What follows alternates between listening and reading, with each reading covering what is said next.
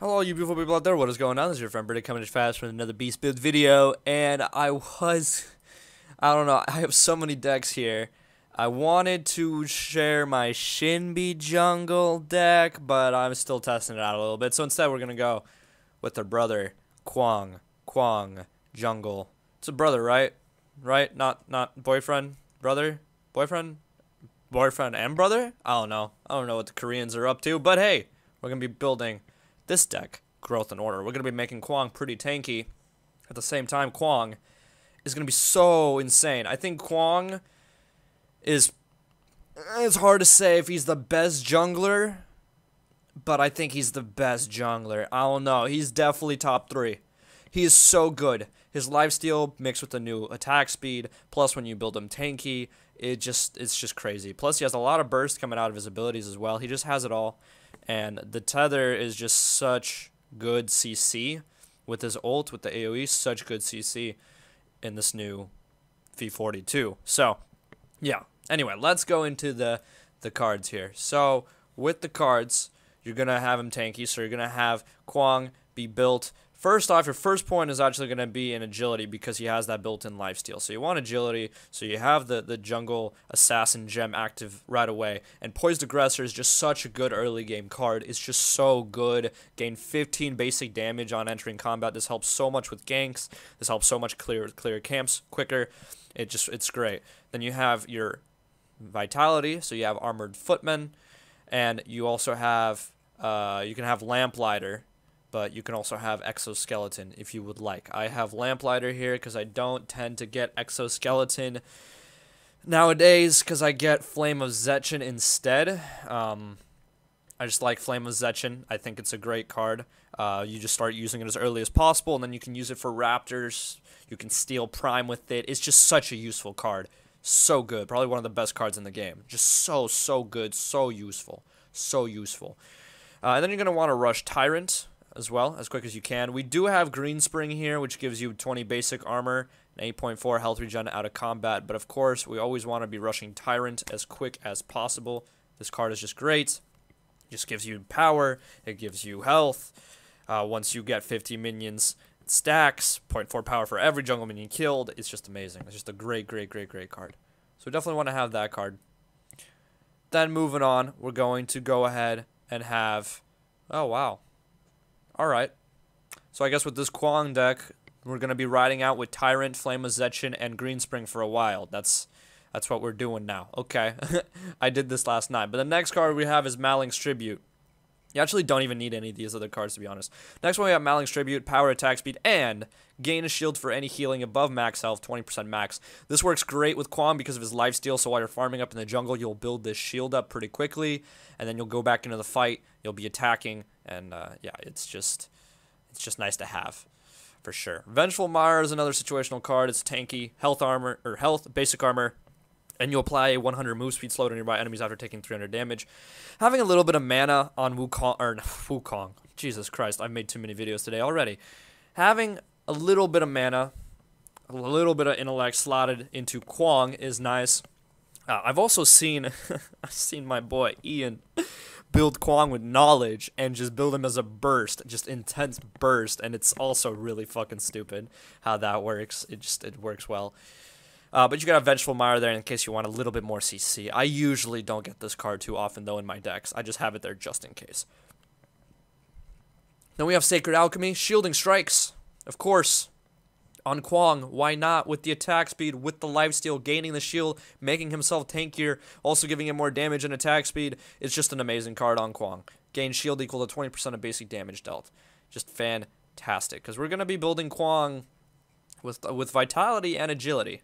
Probably a bit more agility, though, because the basic armor for 1 and 2, because the attack speed helping him out with the lifesteal is just phenomenal.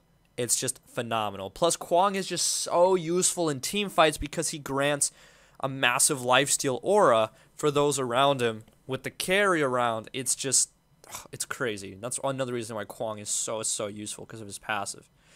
And then for the later game tank cards, we have Unbroken Spirit, power, health, and ability armor. This is going to be a lot of ability armor for you. Instead of this, you can also use Yomi Guardian if that suits your fancy. Nearby allied units gain a 100% chance to block 50 basic damage for 8 seconds. This is just great for countering carries. In fact, you might even want to use it over over Unbroken Spirit. It's just Unbroken Spirit gives you more health, and it gives you ability armor, which as this one gives you basic armor. So that just depends on what you want to do. I prefer the ability armor. Ability armor is really nice. Godmother Vigilant with a whole bunch of health and increased max health by 15%. Just an amazing card in general. If you have this card alone, it'll just give you a ton of health. But honestly, you really don't want to do that when you have shielding strikes like this. At least I have Sacred Alchemy, because the shield is really the majority of your sustain. In this version of the game, shields are king. So that's what you want to do. And then you have One of the Tribe. Gain 15 power for each nearby allied here. So these are really, really late game cards. These are all really, really late game. I almost never build One of the Tribe just because it takes forever to get to. It takes forever to get to 10 while you're building all your other stuff. So the final build for this one, I would have to say, it could be a variety of things, but you definitely want to have, where the hell did it go? Maling's Tribute is nice. So that's 4 and 4. Sacred Alchemy, which is 8 and 4. So that's 12 and 8. And then you have Unbroken Spirit, which is 15 and 17. So 15 agility, 17 vitality total after doing all the math. So that's quote-unquote late game. What I like calling super, super late game is Unbroken Spirit, Godmother Vigilant, and One of the Tribe. Okay, they're all really high tier cards. 13 points, and 12-point cards. Super duper late game if it goes to that point, but usually it won't really go past the point of Sacred Alchemy, Maling's Tribute, and Unbroken Spirit. So, yeah, I mean, you can have Unbroken Spirit. You could also have Godmother Vigilant if you don't really need the Unbroken Spirit. Again, this ability armor goes a long way because casters deal so much damage in this update because ability armor is so sparse. So having ability armor, I always like to make sure I have ability armor because the basic armor will come with the agility. So with the agility, we will have Jungle Assassin here. Basic attacks deal 7 bonus damage to jungle minions. Because if we do end up going super duper late game, that's why I have the majority of my gems here in Vitality. But what we can do here, I'll make a deal with y'all. Okay, here's what we can do. So instead of having one of these gems, we probably don't need Quick Exit. It's definitely a nice luxury gem to have, but we don't really need to have this. What you want to do is, if you really want to make Kwang annoying, if you really want to make him annoying, we say screw that, and we go with this agility gem, and we give him lifesteal. We give the dude some lifesteal. Let's just go with armor. Set for life, dude. I really like Quick Exit, but it's not that important. So we have damage reduction here. Reduce basic damage by 10%, make you tankier. Damage return 10% of basic damage taken, and give you basic armor. Ferocity, gain up to 40 attack speed based on your missing health. And we have armor aura. Nearby enemy units have basic armor reduced by 12, and nearby allies have basic armor increased by 12. This is good because as Kwang, you're going to be swinging your sword a lot. You're going to be dealing a lot of basic damage with your autos, and your nearby allies are going to have a lot of basic armor as well. So there we have it with the gems, and that is the deck for Kwang Jungle. I also have a Kwang Offlane deck. I'll just show you guys this deck. Screw it. Let's just do it right now. Let's just do a quick version of it. I'm not Kwang Offlane.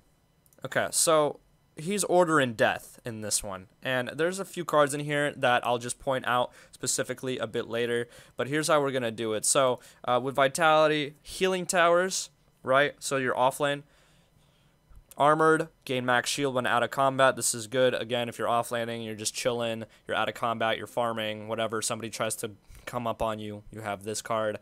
Damage return, Ferocity again, and Armor Aura again, and this time we have Intellect because we have Onslaught. Reduce cooldown by 0.2 when you land a basic attack. This is good on Kwang because this lets you just use your Judgment of the Heavens, right? I think that's what it's called, where you strike yourself with the lightning bolt and give yourself more armor. So this helps you do that. It helps reduce the cooldown on your tether. So this is just nice when you're laning, just getting those basics up on those minions, getting your abilities back. And also when you're just 1v1ing somebody or 1v1ing the carry, getting your abilities back quicker. This is also very nice.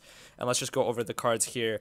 So, I mean, for the most part, you're just going to start off tankier. You're going to focus Vitality way more with this deck. But you still have, you have Sacred Alchemy still. You have Flag Bearer here, which is a little different, which when you're next to minions, you deal more damage. So this is great because when you're pushing offlane, you'll just deal more damage. This is nice. Or like 1v1ing the enemy in offlane, so this is good. So you will have a lot of agility, but early on, maybe focus a bit more vitality with stuff such as Armor Footman. That's going to be one of your early game cards. But Wicked Riposte is a good one. Gives you ability armor and power. Purifies. I have Veil Stepper in here just because I didn't know what else to put. Really, this is a throwaway card. You can have that there. And then you're going to focus agility a lot. So you could get Flag Bearer, so you can get Sacred Alchemy. So you can have Numbing Rogue here. This is why you want Vitality, because this gives you basic armor. So this one gives you basic armor. This one gives you ability armor. So this is how you can be tanky with these, with just 12 Vitality and 4 Agility. But then after that, after these mid-game cards, you want to be doing Agility for sure. So you can have Sacred Alchemy, Vampiric Blade with the Overflowing Feast, so you just like never die, basically.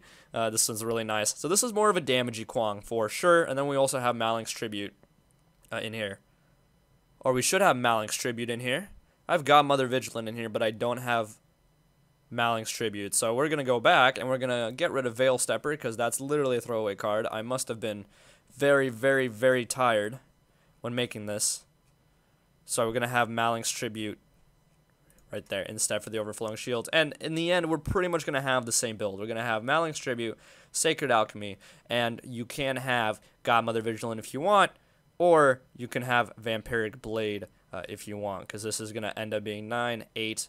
All right, so that's 21 total in agility, 4, 4, and 4, 12 total in vitality. So it just depends on how you want to do it. Screenshot this right now or pause this video and copy it as much as you want, whatever. That's pretty much the biggest differences in cards. I have Crippling Glare in here, and I have Awaken the Emmerich in here too, just in case I want to get cheeky and start split pushing, but this will take a bit of time to get down the intellect tree with, so I don't really worry about this card too often.